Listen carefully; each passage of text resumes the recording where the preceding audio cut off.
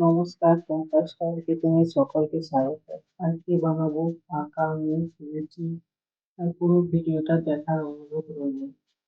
প্রথমে নিয়ে নিলাম 1 বাটি ময়দা আর 1 বাটি থেকে একটু কম আটা।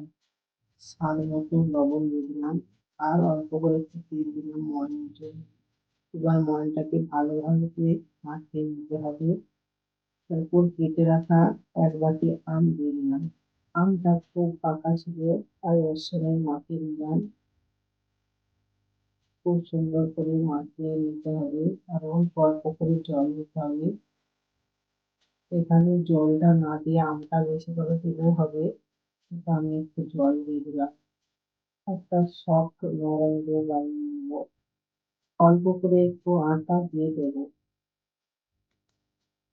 খুব সুন্দর করে ডোটাকে বানিয়ে নেবো। দেখুন ডোটা বানানো হয়ে গেছে। তেলে জল খাবার জন্য আপনি 10 মিনিটে এই লুচিগুলো বানিয়ে নিতে পারেন। হাতের কাছে অল্প কিছু উপকরণ দিয়ে হয়ে যাবে। এবার আমি ছোট ছোট করে লুচি পাকিয়ে নেবো।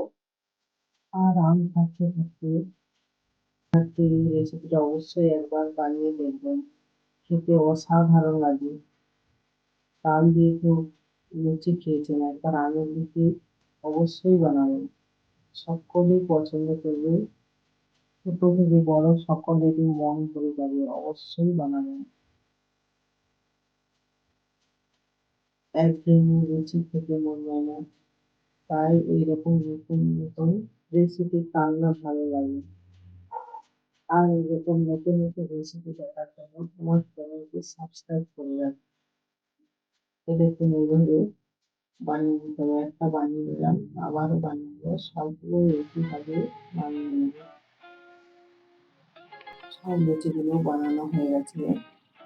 এখানে আমি একটু আগে থেকে তেলটা গরম করতে দিয়ে দিয়েছিলাম। তেলটা গরম হয়ে গেছে, এবার লুচিগুলো দিয়ে দিলাম।